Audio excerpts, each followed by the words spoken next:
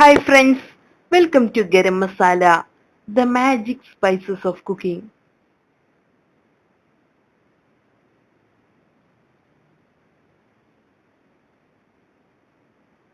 Beef masala Kerala style. ഇന്ന് നമുക്ക് കേരള സ്റ്റൈലിൽ ഒരു ബീഫ് മസാല ഉണ്ടാക്കാം. ഇതിനു വേണ്ട ചേരുവകൾ എന്തെല്ലാമെന്ന് നോക്കാം. ബീഫ് 1/2 കിലോ, സവാള 3 എണ്ണം വലുത്, തക്കാളി 1 കപ്പ്, കറിവേപ്പില, ഇഞ്ചി പേസ്റ്റ് 2 ടേബിൾ സ്പൂൺ, വെളുത്തുള്ളി പേസ്റ്റ് 2 ടേബിൾ സ്പൂൺ, പച്ചമുളക് 4-5 എണ്ണം നെടുകെ മുറിച്ചെടുത്തത്,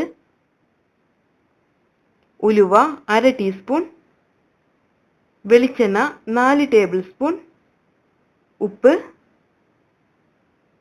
ഗരം മസാല പൗഡർ 1 ടീസ്പൂൺ, മഞ്ഞൾപ്പൊടി 1 ടീസ്പൂൺ, മുളക് പൊടി 2 ടേബിൾ സ്പൂൺ, കുരുമുളക് പൊടി 1/2 ടീസ്പൂൺ, മല്ലിപ്പൊടി 2 ടേബിൾ സ്പൂൺ.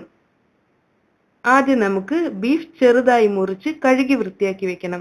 ഈ ബീഫ് നമുക്ക് പ്രഷർ കുക്കർ ഉപയോഗിച്ചോ മൺചട്ടി ഉപയോഗിച്ചോ വേവിച്ചെടുക്കാം. ഇനി ബീഫിലോട്ട് 1 ടേബിൾ സ്പൂൺ മല്ലിപ്പൊടി, 1/2 ടീസ്പൂൺ മഞ്ഞൾപ്പൊടി, 1 ടേബിൾ സ്പൂൺ മുളക് പൊടി, 1 ടീസ്പൂൺ കുരുമുളക് പൊടി, 1 കപ്പ് വെള്ളം, ആവശ്യത്തിന് ഉപ്പ് ഇവ ചേർത്ത് നന്നായി മിക്സ് ചെയ്ത് 30 മിനിറ്റ് റെസ്റ്റ് ചെയ്യാൻ വെക്കണം. അതിനുശേഷം ഈ ബീഫിനെ നമുക്ക് വേവിച്ചെടുക്കാം. ഞാനിവിടെ ഈ ബീഫ് മൺചട്ടിയിലാണ് വേവിച്ചെടുക്കുന്നത്. ബീഫ് വെന്തതിന് ശേഷം നമുക്ക് മസാല തയ്യാറാക്കാം. നമ്മുടെ പാൻ ചൂടായി വന്നിട്ടുണ്ട്. ഇതിലോട്ട് 3 ടേബിൾ സ്പൂൺ വെളിച്ചെണ്ണ ഒഴിച്ച് ചൂടാക്കി എടുക്കണം. എണ്ണ ചൂടായി വരുമ്പോൾ ഇതിലോട്ട് നമുക്ക് ഉലുവ ചേർത്ത് കൊടുക്കാം. അടുത്തതായി സവാള ചേർക്കണം. ഒരൽപ്പം ഉപ്പ് കൂടെ ചേർത്ത് നമുക്കിതൊന്ന് വഴറ്റിയെടുക്കാം.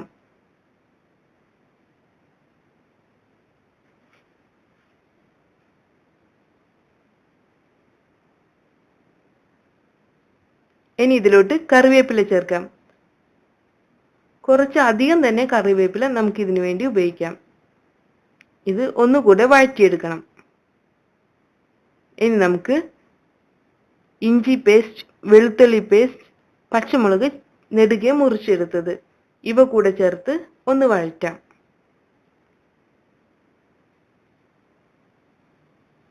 അടുത്തതായി ഇതിലോട്ട് നമുക്ക് തക്കാളി ചേർത്ത് കൊടുക്കാം. ഈ തക്കാളിയെ നമുക്കൊന്ന് മാഷ് ചെയ്തെടുക്കണം. അങ്ങനെ നമ്മുടെ തക്കാളിയും മാഷായി വന്നിട്ടുണ്ട്.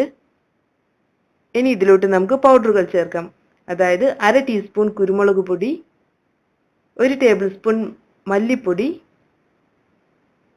1 ടീസ്പൂൺ ഗരം മസാല പൊടി, 1/2 ടീസ്പൂൺ മഞ്ഞൾപ്പൊടി, 1 ടേബിൾ സ്പൂൺ മുളക് പൊടി ഇവയാണ് ചേർക്കേണ്ടത്. ഇനി നമുക്കിത് ഒന്നുകൂടെ റോസ്റ്റ് ചെയ്തെടുക്കാം.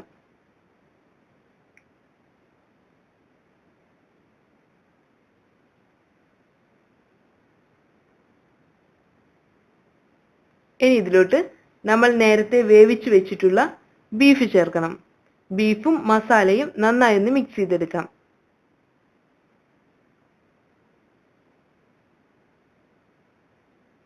ആവശ്യമെങ്കിൽ 1/2 കപ്പ് വെള്ളം കൂടെ ചേർക്കാം.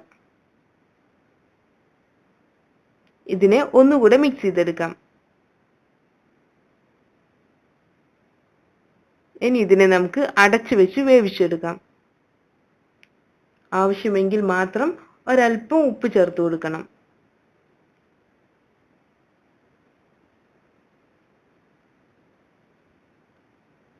ഇപ്പോൾ നമ്മുടെ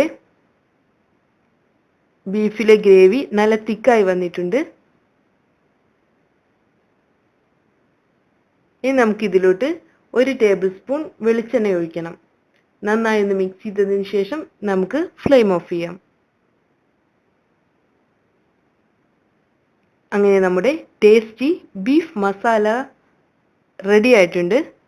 നമുക്കിത് കറിവേപ്പില വെച്ച് ഗാർണിഷ് ചെയ്യാം.